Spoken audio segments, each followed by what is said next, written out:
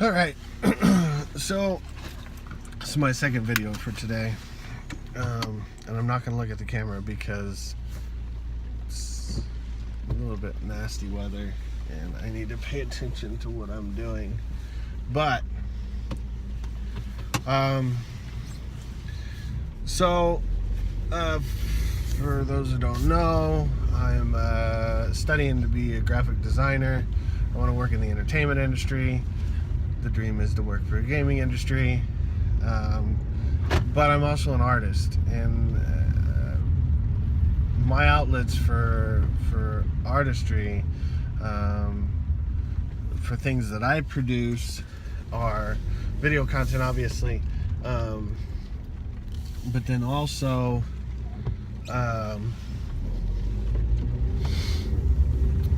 draw. I love to do oil painting, which I've just really started to gain some skill in this year. I love doing charcoal drawings, which I've actually started gaining some skill in this year.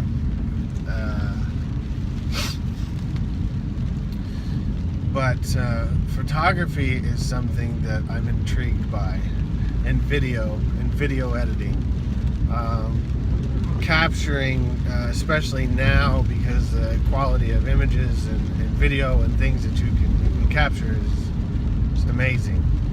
I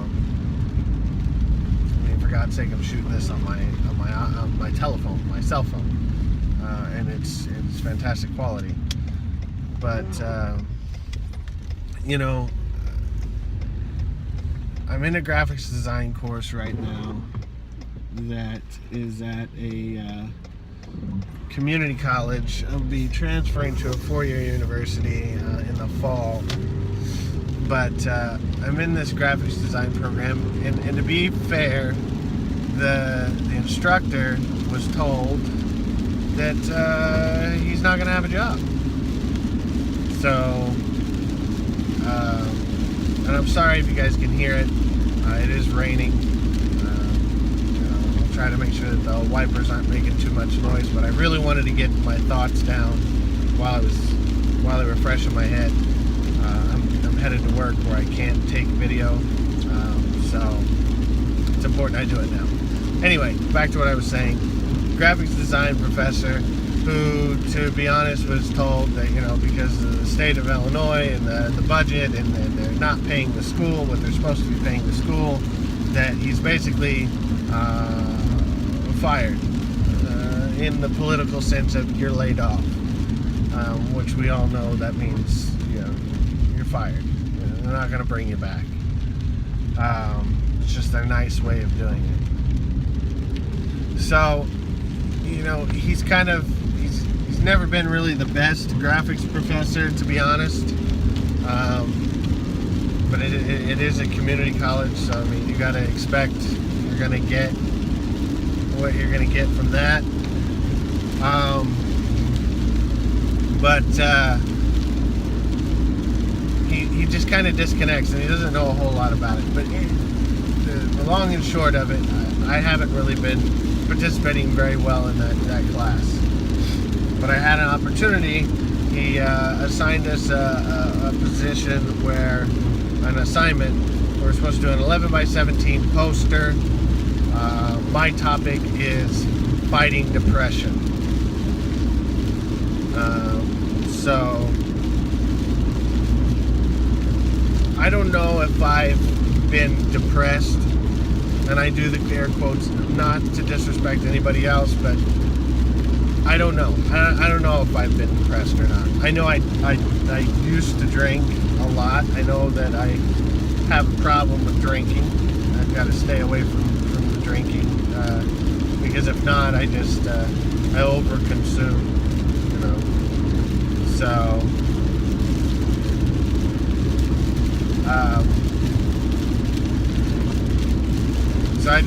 I overconsume whenever it comes to drinking. So, and I don't know why I do that. I mean, it was because I was unhappy with things. I get stressed out, I'd go drink, I'd do whatever. But I don't know if I don't want to compare it to like what other people's depression is. because I don't know if I'm feeling what they feel. It's not something I really talk about. So anyway, so it intrigued me to where I want to do some real quality work for this, fighting depression poster. My wife is a social worker, and I'd like to be able to give her something, give her access to this poster in case she wants to use it for at her place of work, or at a local veterans hospital. See if they want to use it for them. I am a graphic designer. I take pride in my work. So I want to do a really good thing. So I'm working on this project. Started this project in class, and the way I work whenever I approach a graphic design of any kind is through conversation. It would normally be conversation with the client, where I would sit down and talk with the client and just have a very candid conversation to really dig in deep and get those intimate details about what it is that they do, what it is they're trying to support, what they're trying to communicate. Because sometimes, including myself, people don't know what the hell they're talking about. And what I mean by that is they know what they want to say, they don't know how to say it. That's part of the reason why they come to a graphic designer, is because they don't really know how to powerfully and concisely express what it is they're trying to say. So I have a conversation with them. So in this situation, my teacher is the client, but he's not even interested in engaging in any kind of conversation about anything. So I have to engage the other members of my class. What are you guys doing? What things did you get? Well, how do you feel about depression? What comes to mind whenever I say depression? What do you see? Do you see a man? Do you see a woman? The first thing that pops into your head. I'm gonna take a drink. My throat's a little dry.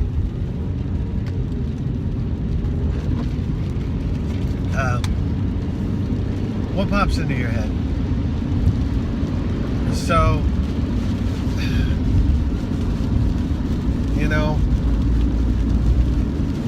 sometimes, and I will admit this, I'm not the most sensitive of people, and I don't do it out of not caring or being malicious. I just do it blindly. I don't even realize that I'm not being sensitive. So I started asking these questions. What do you see? Do you see a man? Do you see a woman? I said, I always see a woman. That's me. But my experiences with depression and deep depression and clinical depression and things like that are primarily females in my family and in my life. So that's why I see a woman. It's not because I think women are frail or they're more apt to go to be depressed. It's just human beings reference their experience. I reference that because it's my experience. But I was interested in to know what other people thought as well. And to be honest, it was kind of a 50-50 split between men and women. It seemed to lean more towards it being men in their teenage to mid-20 age is what they were referencing.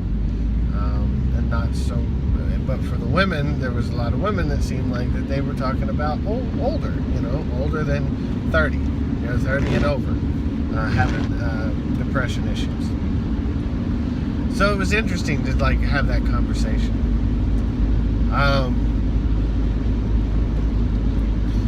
But then I started, depression normally leads to some sort of addictive behavior to try to compensate for that unhappiness.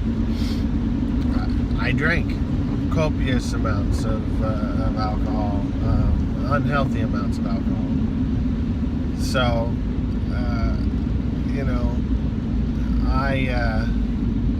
I kind of get that. But we started talking about addiction and things, and I said, I had been had some experiences with some recovering addicts, and that I was always very inquisitive, you know. It's like, I just don't understand, like, the science of the logic behind, like, you know, drug addiction. I just don't. I never had drug addiction. I've never felt drug addiction. It interests me because a lot of my friends have had drug addiction. Thankfully, I've never had anyone pass away from an overdose. You know, knock on wood. I hope to God not.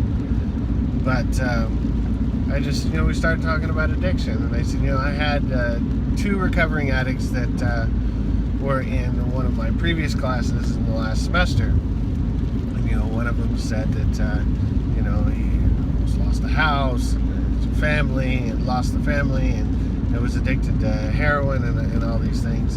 And you have to understand, I'm from Southern Illinois, so this is a poor area.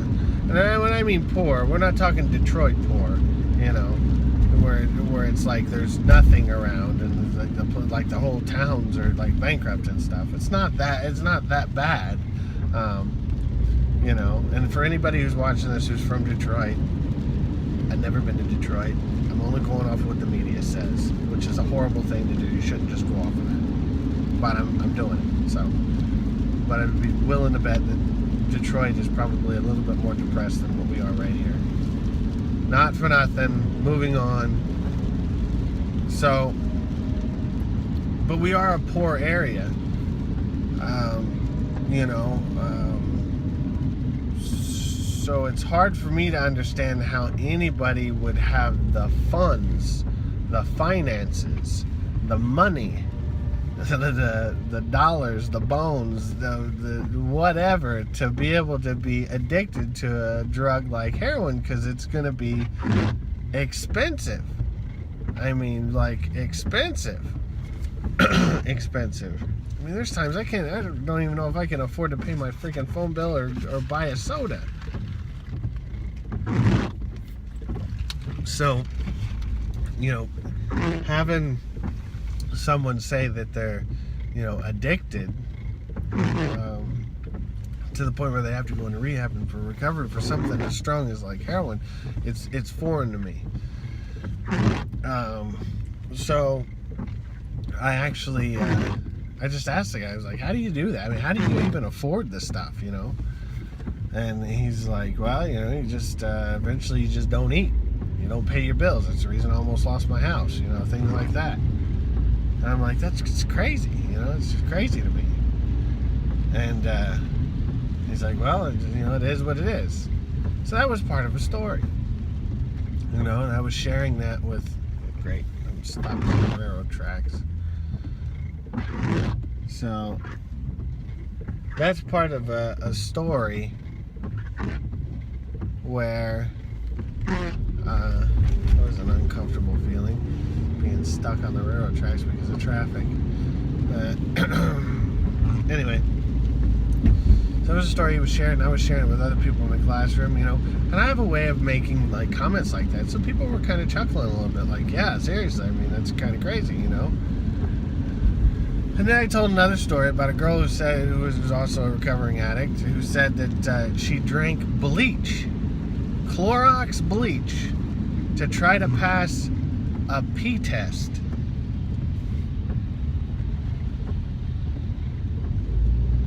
How bad does something have to get to where you do that? To where you're like, you know what? I really, really, really need to get high today, but I need to make sure I don't get too high, because if I drink too much of this bleach, I'm gonna die. Like, what is going through? It's crazy, man. I don't understand it. You know, I can't fathom what that's like.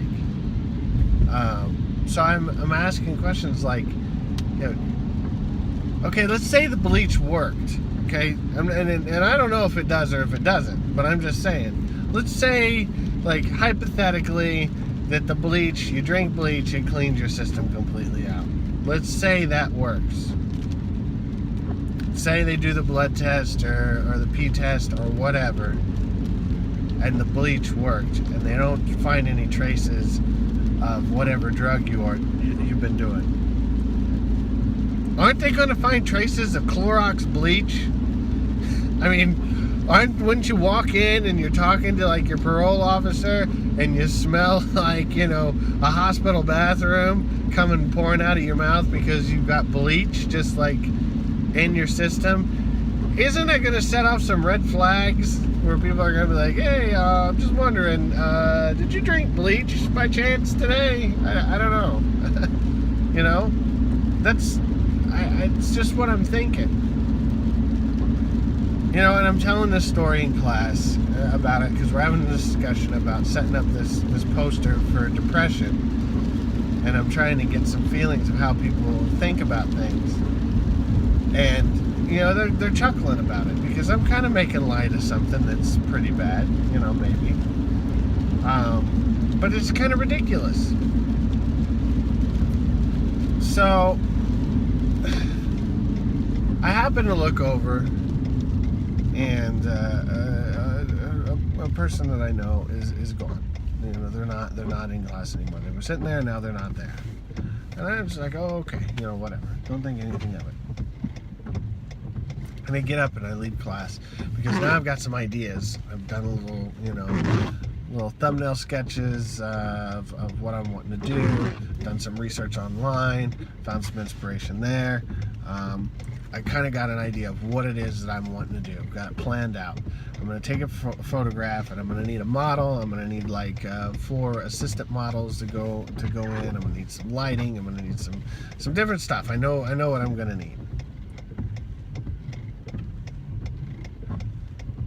So, anyway, sorry, I just heard a siren. Wanted to make sure that I wasn't blocking traffic, so in case they needed to get through to get to the hospital. So anyways, I know what I need to do, so I get up and I leave class. Well, whenever I leave class, there's this glass wall that like kind of looks outside, and I happen to notice that the person who is missing is sitting outside talking to another person from class who seems to be upset. And immediately I wonder, it goes into my mind, did I upset this person? Did I make jokes about something? Was I insensitive? Because it happens. And if I did, I want to take this moment to really say that I never intend to hurt anyone like that. I don't ever intend to make light of anybody's personal situation. I might make light of the decision of the overarching thought process, but not specifically of the person who's involved. Because that's just not who I am. I don't want to do that. I have no idea what that other person's going through. I don't know. So if I upset this person outside, it's bothering me, So I go up and I talk to some other people about, getting this models and stuff set up. And a friend of mine, was listening to me. And I said, hey, I think I might have upset this person. I said, I don't know. And they're like, well, what did you say? And I went through the whole spiel with them. And they were like, the first guy right out of the gate. The first thing he says is, what makes you think it has anything to do with you? That's kind of egotistical. Maybe this other person was just upset. Maybe it's just coincidence that you were, talking and they get upset and go someplace else. Maybe it has nothing to do with you. So that's a point for everybody, I think, to really take into account. But I was like, wow, maybe. So okay, I'll make my peace with that. Maybe I'm making a big deal about nothing. But in case I'm not, talk to another friend. And he's like, maybe making insensitive jokes isn't the best thing. But I don't think you did anything that was too direct or too insensitive. I mean, it is kind of foolish behavior, to have that happen. But, just take it as a learned lesson. If you think that you maybe upset somebody, don't talk about those things while they're around. Which obviously I would have come to that conclusion as well. It was more about, have an opportunity to repeat what I had said to a fresh audience and see what they thought. Was I being crass? So if for some reason this gets to the people involved,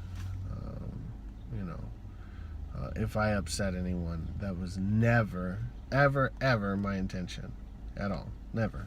I would never do that. It was simply about trying to make sure that I was talking about a tough subject, and I wanted to get truthful answers. I wanted to get heartfelt answers from somebody. So, I was trying to make people feel more comfortable with being able to talk about something like that. So, there's an apology there, and it's a sincere apology if I have actually upset anyone. I did find somebody to do some modeling for this poster, which I'll post up a picture of it when it's done. We're going to secure a few more models and helpers tomorrow, do the photo shoot on Friday, which these days are not going to match up with the video, so don't try.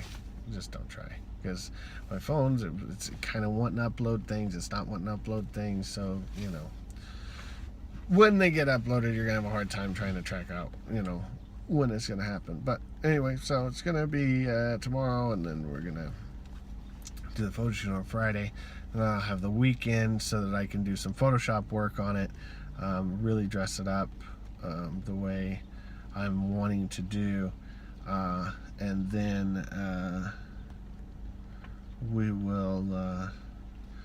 I'll be turning it in on Wednesday, so it'll be after Wednesday whenever I actually post another video about it, because I will want to get a critique from other people, in the class, because I am a working graphic designer. I've been doing this kind of work for 17 years, a long time,